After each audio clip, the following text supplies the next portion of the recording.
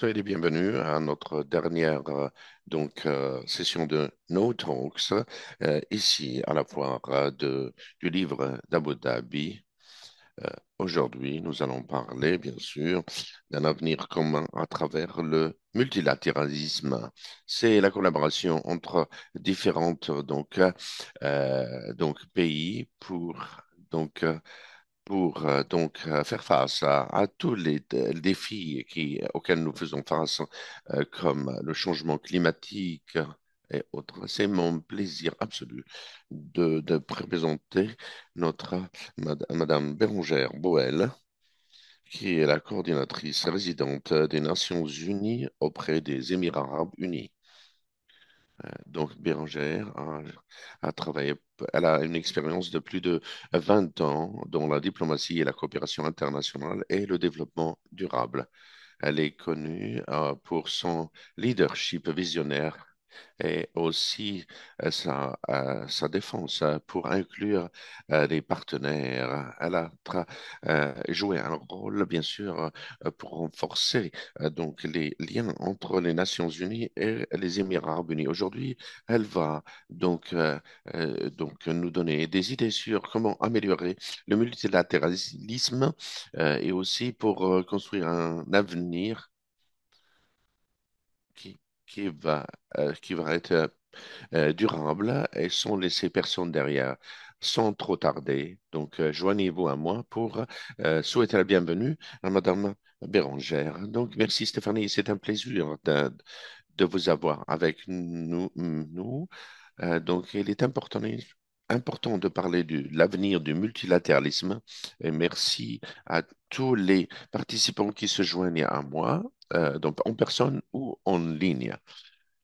C'est un sujet qui aurait pu prendre des heures et des heures pour en parler, mais si vous me permettez de résumer un peu. Tout d'abord, on va revenir aux racines. Le multilatéralisme est une coopération entre pays qui, qui savent qu'il n'y a un seul pays ne peut pas réaliser euh, quoi que ce soit, ou par exemple de résoudre le changement climatique ou les fléaux de santé et d'achever donc les objectifs de développement durable. Vous le savez que les Nations Unies ont été créées après deux guerres mondiales avec l'objectif principal de s'assurer et de sauver la nouvelle génération de de tous les malheurs de la guerre. Aujourd'hui, nous célébrons 80 ans des Nations Unies,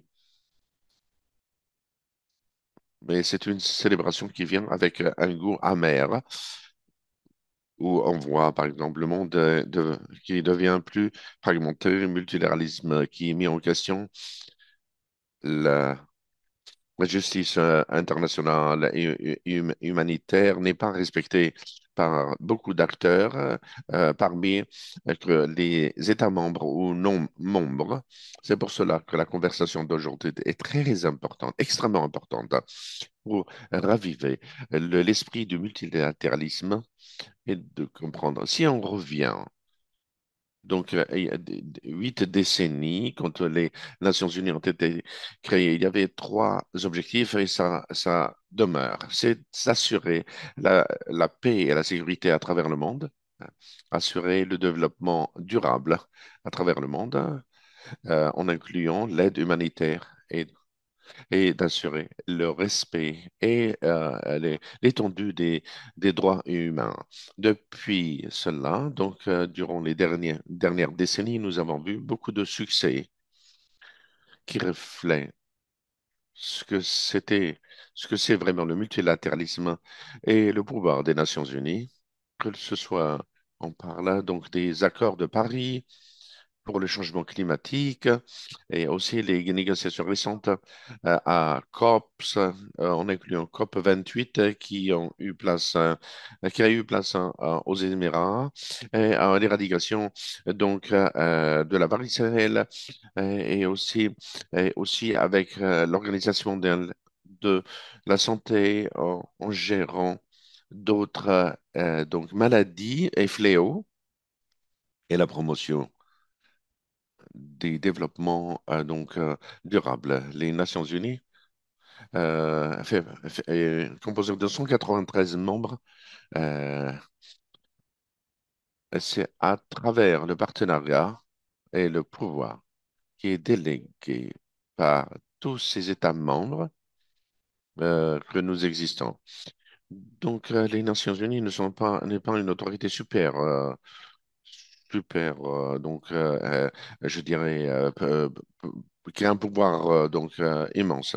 Pour revenir au succès, donc nous pouvons citer également le sommet de Beijing pour défendre les droits humains dans le contre aussi de louer la qualité de vie dans les Émirats arabes unis. Et cela est grâce à ce mouvement collectif et cela a été possible en plus de les leadership, les leaders je dirais de chaque pays, certains d'entre eux.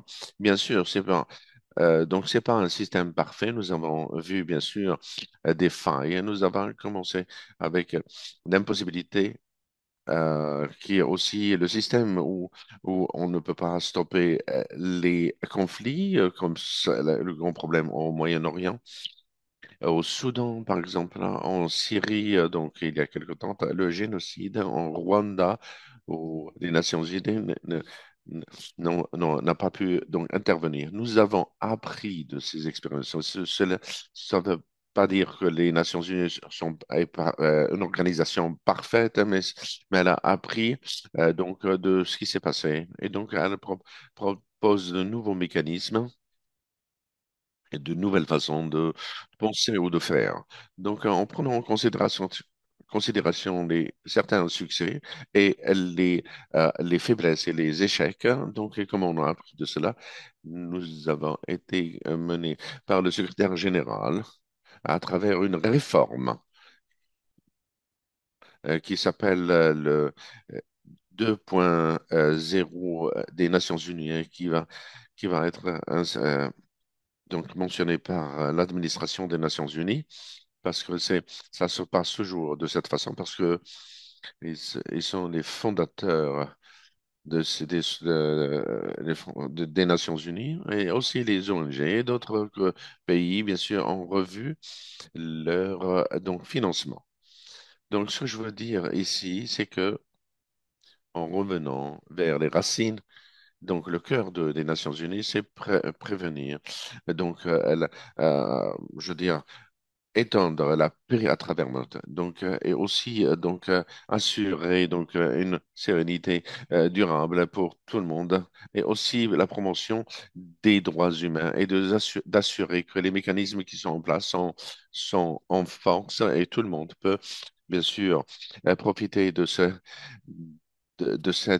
déclaration universelle des droits de l'homme où on doit laisser personne à l'arrière. Donc, nos activités, malheureusement, dans le monde, c'est un monde multipolaire et nous sommes sous une menace hein, où il y a euh, 80 ans auparavant, nous n'étions pas sous cette menace. Les changements climatiques, la crise du changement climatique, s'est renforcée, s'est aggravée.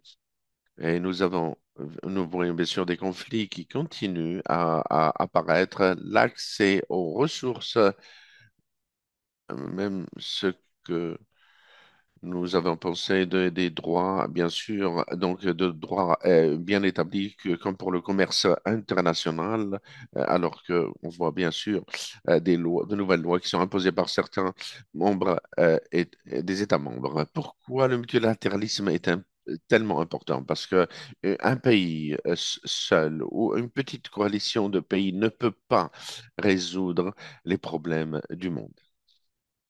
À travers les dernières 80 ans, nous avons évité la Troisième Guerre mondiale.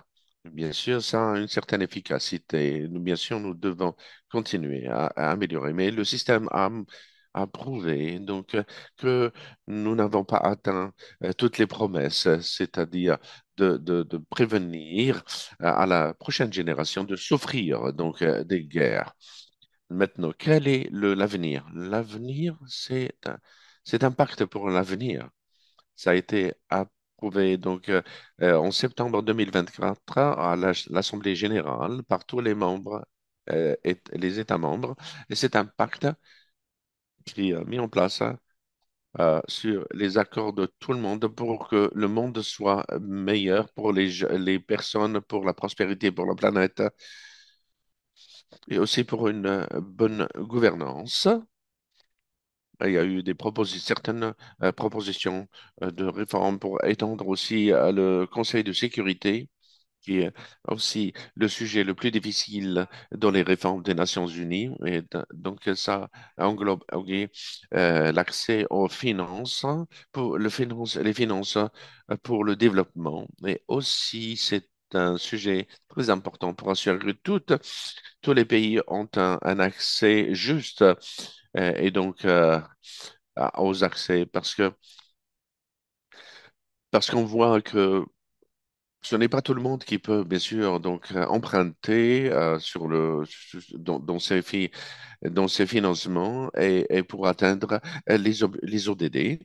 Nous avons également parlé des nouvelles générations, le pacte pour le,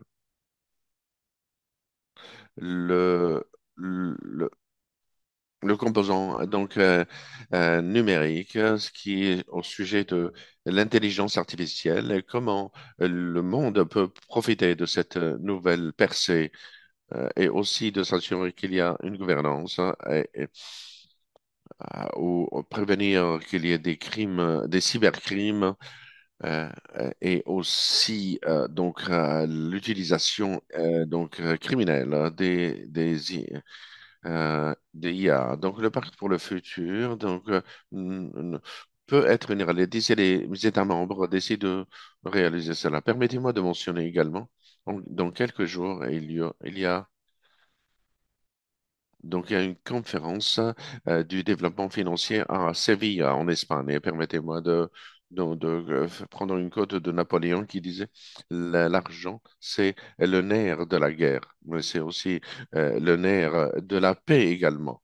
Nous devons nous assurer que les leaders du monde doivent arriver parce que d'entre eux n'ont pas confirmé leur présence malgré l'invitation pour arriver au plus haut niveau de la sphère gouvernementale, donc pour s'assurer sur les mécanismes pour le financement des pays, parce que cela donc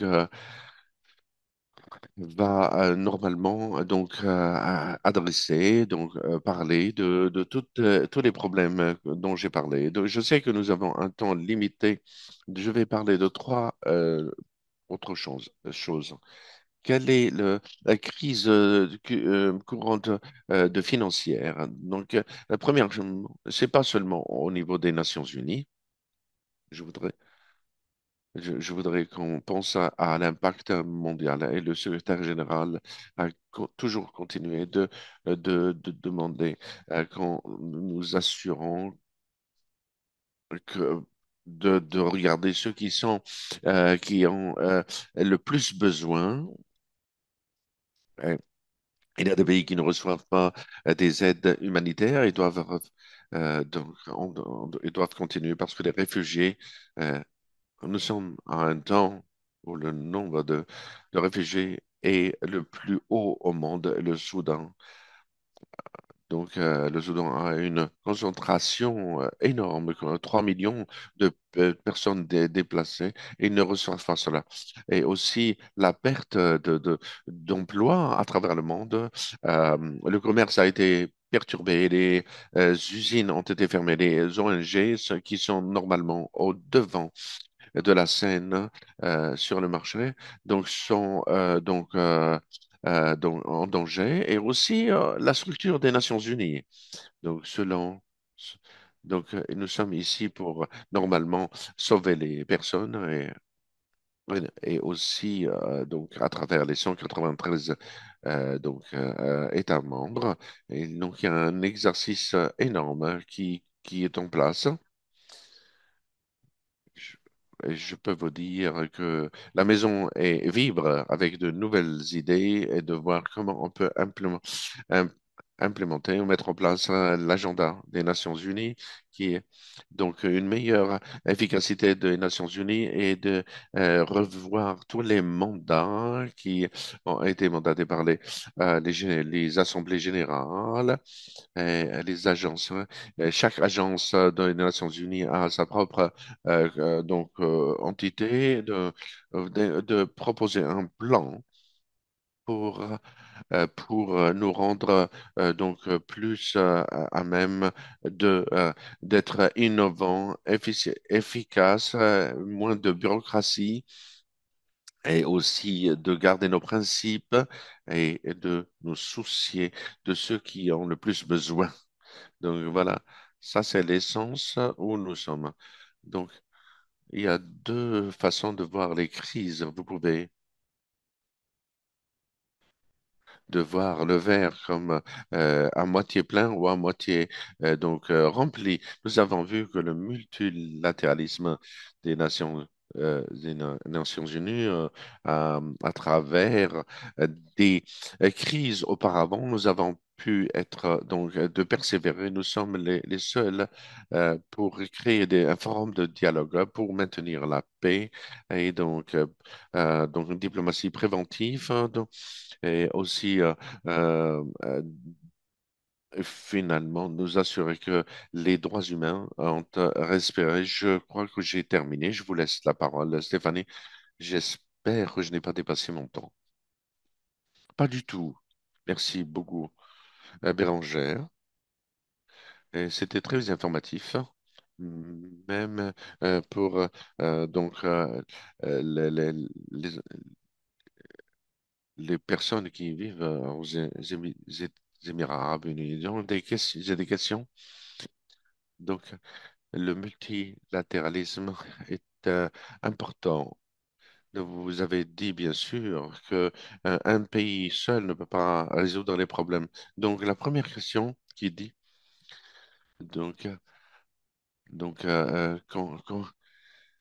quelles sont les actions concrètes que les Nations Unies pour refaire donc la confiance, remettre la confiance, donc, d'où est-ce que ça vient? Donc, j'ai eu cette question juste pour adresser la personne, en fait. C'est ce que nous faisons maintenant.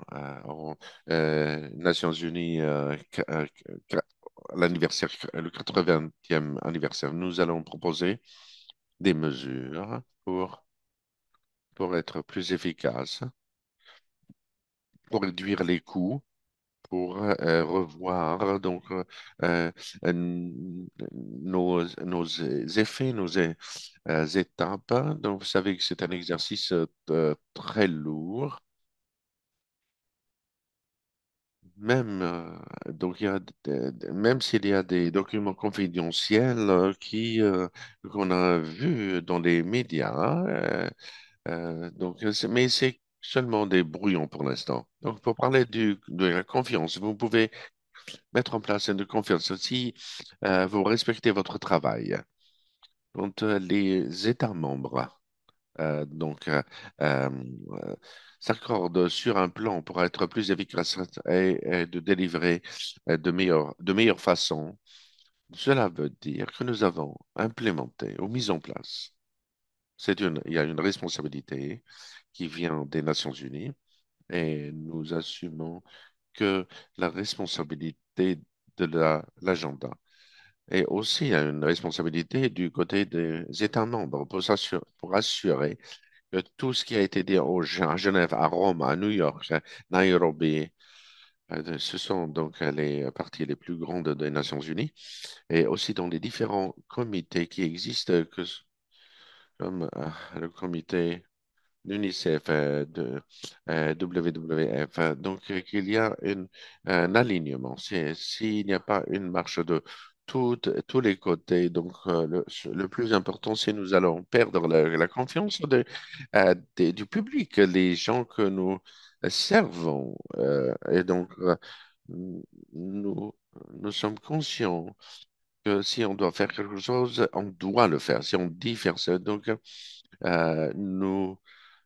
nous essayons. C'est un moment donc excitant pour nous et de garder plus de confiance, spécialement avec les jeunes. Donc une question anonyme. Oui, oui, Auday. Donc l'accès donc au multilatéralisme, montre les défis du 21e siècle. Oui, oui, thank you. Merci, oui, No. C'est pas mon opinion, tout comme une coordinatrice résidente des Nations Unies aux Émirats Arabes Unis. Si vous vous référez pour le pacte de l'avenir, il y a une section sur la gouvernement où tous les États membres adressent cela. Même le secrétaire général essaie de pousser beaucoup dans ce sens, surtout pour l'Afrique, parce que l'Afrique n'est pas représentée. Euh, mais beaucoup d'autres pays doivent être. C'est une question sensible, hein, et aujourd'hui, nous voyons différents pays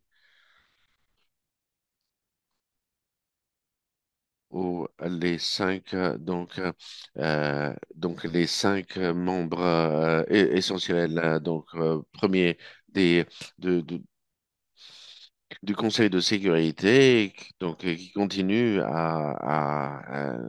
donc à avoir des différents avis, et également donc, quand on a mis les Nations Unies il y a 80 ans, donc, ok, on ne voit plus que ça reflète bien sûr la configuration de l'économie, de la société et autres. Question de ça. Donc, les jeunes donc héritent de ces problèmes du monde. Comment vous voyez le multilatéralisme pour former désolé. Donc le pacte pour le futur, c'est au sujet des jeunes parce que je mentionne toujours les jeunes parce que c'est ce cet automatisme. Donc désolé, j'ai pas mentionné que c'était pour les jeunes parce que toutes nos espérances sont dans la nouvelle génération, les jeunes. Vous devez dire très haut vos soucis. Il y a bien sûr des envoyés spéciaux pour les Nations Unies et aussi un département spécial aux Nations Unies, aux États-Unis. Pardon, des Nations Unies. Nous parlons de la nouvelle génération qui mène le monde. Donc, et pour s'assurer que vos voix sont donc entendues très haut, devant tout le monde, je dois dire, ce serait bien si les jeunes qui utilisent beaucoup de TikTok et autres choses, donc d'avoir un peu de défi. Comment pouvez-vous définir le monde comme une meilleure place? Donc, aujourd'hui, ils ont dévié leur attention parce que c'est suffocant de vivre dans le monde. J'ai deux jeunes filles, je sais, en entendant ce qu'elles disent, c'est vraiment psychologiquement c'est lourd, hein. Enfin, surtout après Covid, de demander, leur demander par exemple au devant, si nous adultes ne sommes pas à l'avant aussi. Donc, si on les soutient pas, et les jeunes doivent être parler plus fort et aussi de leur donner un peu plus d'espace. Permettez-moi de parler des Émirats Arabes Unis que j'ai trouvé formidable avec mon interaction avec officiel, le nombre de jeunes, de filles qui sont représentées. Ouais, jusqu'au moment où si vous ne mettez pas les jeunes au devant pour concevoir les politiques et d'avoir leur mot à dire, rien ne change. Je suis très confiante pour les générations, les jeunes du futur pour changer le monde. Vous avez mentionné l'expérience des Émirats arabes unis. Quelles leçons les autres nations peuvent apprendre? en général des leçons des Émirats arabes unis. Les Émirats arabes unis est un pays euh, inspirant, que ce soit pour les l'inclusivité, la générosité, tout le soutien, le support humanitaire. Donc, personne ne peut être égal. Pas seulement d'apporter un soutien financier. Les Émiratis eux-mêmes vont sur place et opèrent les hôpitaux également, et aussi la désalinisation. Ce sont les seuls qui vont à Gaza jusqu'à aujourd'hui. Donc, ils ont ouvert une nouvelle façon de penser, de faire la diplomatie à travers les accords abrahamiques, d'avoir des conversations avec des partenaires, ne pas laisser quiconque à part, donc de discuter avec tout le monde et voir le développement pour le bénéfice de tout le monde. Je pense une des leçons formidables que tout le monde auquel peut pencher, bien sûr, l'intelligence artificielle, les pensées vers l'avenir, les devoir aussi d'avoir cette humilité. En fait, les Émiratis, les gens à l'extérieur ne savent pas au sujet d'eux.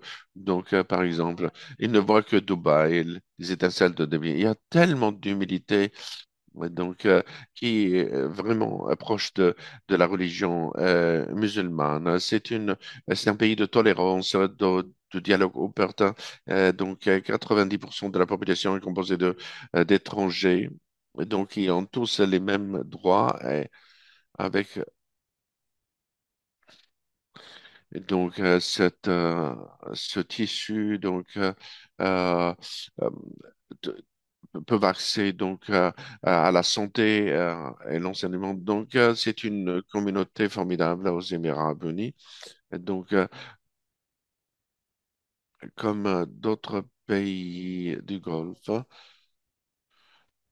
apportent un soutien direct et viennent sur la table pour raviver le multilatéralisme aux Nations Unies, aussi pour faire l'architecture du monde, que ce soit avec la Banque mondiale, le Fonds monétaire international, pour le financement. Nous comptons sur eux pour nous dire comment on peut concevoir un meilleur multilatéralisme dont nous devons, que nous avons besoin.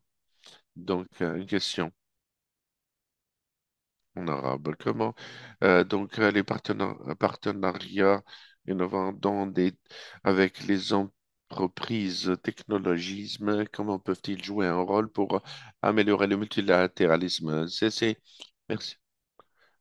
Mohamed. Merci, Mohamed, pour votre question. C'est un point clé. Donc, le secteur privé, donc, donc c'est important pour vous à Addis Abeba, dans cette conférence, a défini clairement que le développement durable ne peut pas être réalisé si le secteur privé n'est pas le partenaire essentiel de financement. Donc, euh, nous pouvons, nous avons réalisé seulement 17% des ODD. En 2030, nous aurions,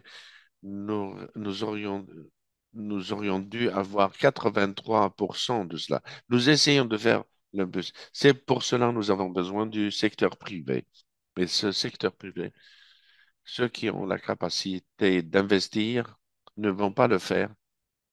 C'est- S'il s'il y a un grand risque ou seulement un risque de perdre leur argent, leur investissement. Je ne veux pas rentrer dans les considérations économiques. Il y a d'autres personnes qui sont beaucoup meilleures que moi. Mais en disant cela simplement, même la Banque mondiale investissent dans des places avec triple A ou B inférieur. Il y a beaucoup de pays qui ne reçoivent pas de financement, parce que le secteur privé a peur de ne pas recevoir le retour sur investissement ou même perdre leur investissement. De quoi avons-nous besoin? Pourquoi le multilatéralisme est important? Nous avons besoin d'une plateforme comme les Nations Unies et aussi l- les banques multilatéraux pour atteindre les secteurs privés. Nous devons donc trouver de nouveaux mécanismes. Il y a eu des histoires à succès. Ça a été déjà fait. Nous avons besoin de mettre à l'échelle et d'avoir des mécanismes pour le pays qui sont les moins développés, ceux qui en ont vraiment besoin d'avoir accès au financement et de recevoir le plus grand investissement, que ce soit pour les infrastructures, mais même pour les petites et moyennes entreprises et petites.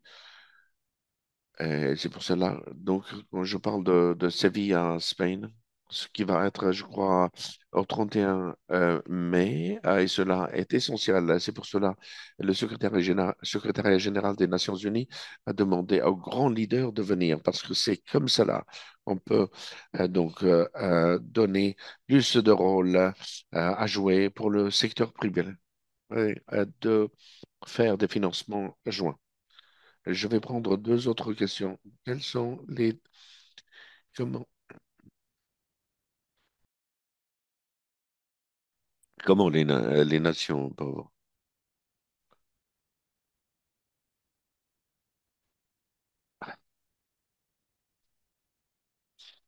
Je n'ai pas entendu la question. Quelles sont les étapes pratiques pour que les pays en développement pour assurer que leurs voix sont entendues dans le multilatéralisme? Donc, quelles sont les étapes pratiques? La raison pour laquelle est que les Nations Unies sont très fortes. Donc, un pays, c'est un vote, quelle que soit la position, donc qui est différente. Donc, tout le monde est égal en tant que pays. Il y a différents mécanismes et nous avons bien sûr des gens vraiment très intelligents et ils savent comment faire des alliances.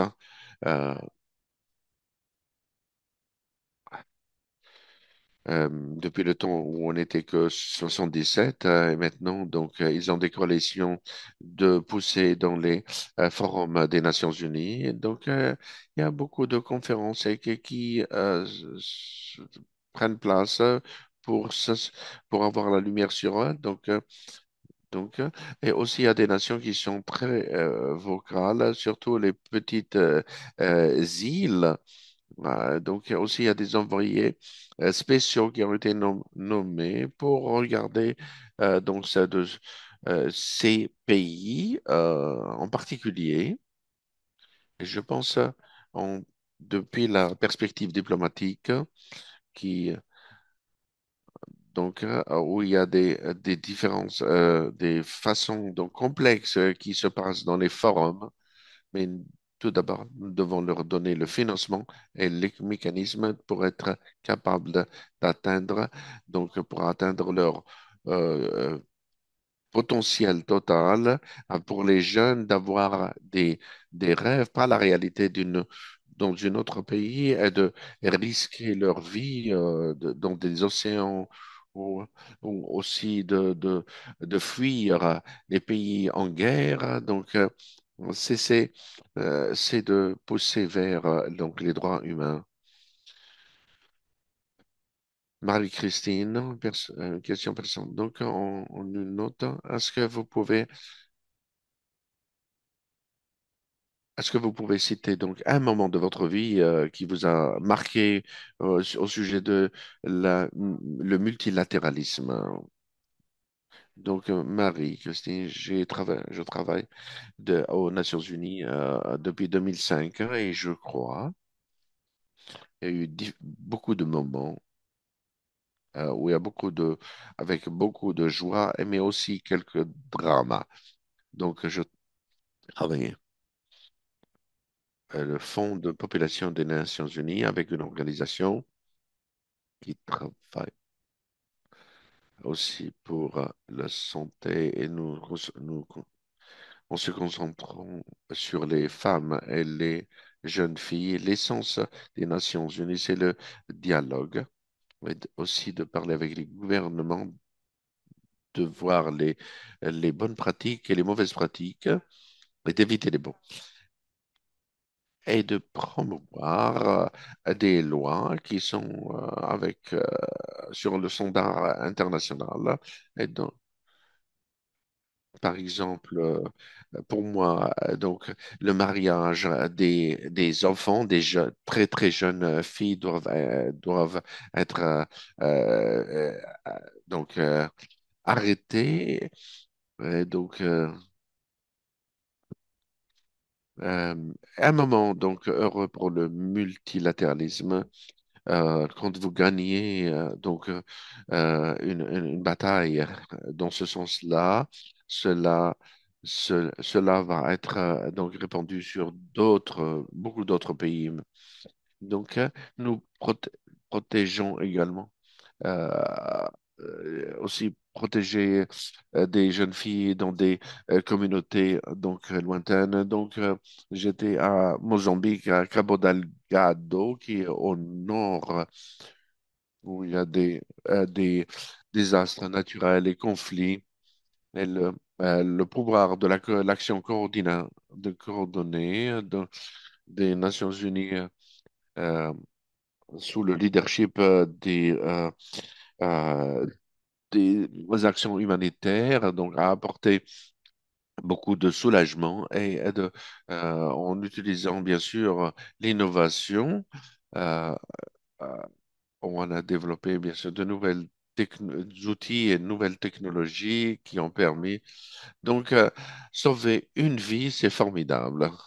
Mais le prendre à l'échelle tellement grand et de façon durable, c'est vraiment formidable. Ça, c'est le pouvoir du multilatéralisme des Nations Unies. Vous avez des humanitaires et de développement main dans la main avec des solutions de long terme. Le désarmement au Mozambique, donc il y avait un envoyé spécial hein, et ça a marché. Donc, euh, Donc, malheureusement, on voit les médias qui se concentrent sur ce qui ne marche pas, mais nous avons beaucoup de belles histoires. Là, par exemple, en Mozambique, avec la négociation de paix, on souhaite qu'il y ait d'autres. Et donc, je voudrais bien sûr ajouter, il est important de se rappeler le conflit à Gaza, a tué beaucoup. Euh, a tué beaucoup d'aide humanitaire euh, et nous devons bien sûr donner beaucoup de reconnaissance à ceux qui sont au front et aussi de soutenir leurs familles. Donc la solidarité est très importante dans le multilatéralisme. Merci beaucoup. C'est une session riche. Et merci pour votre expérience personnelle que vous avez partagée.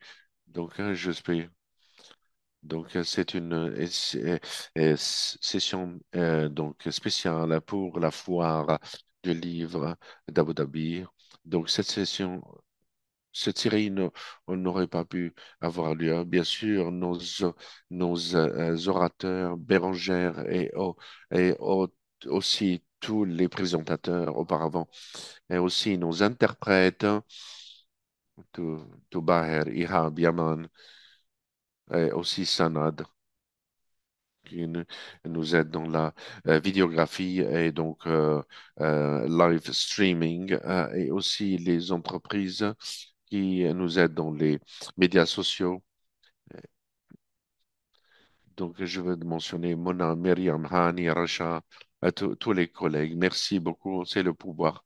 d'être donc une grande équipe. C'est vraiment une marque de multilatéralisme. Merci beaucoup pour m'avoir invité. Merci pour l'engagement des participants avec moi. Donc, j'ai beaucoup donc apprécié. Merci beaucoup.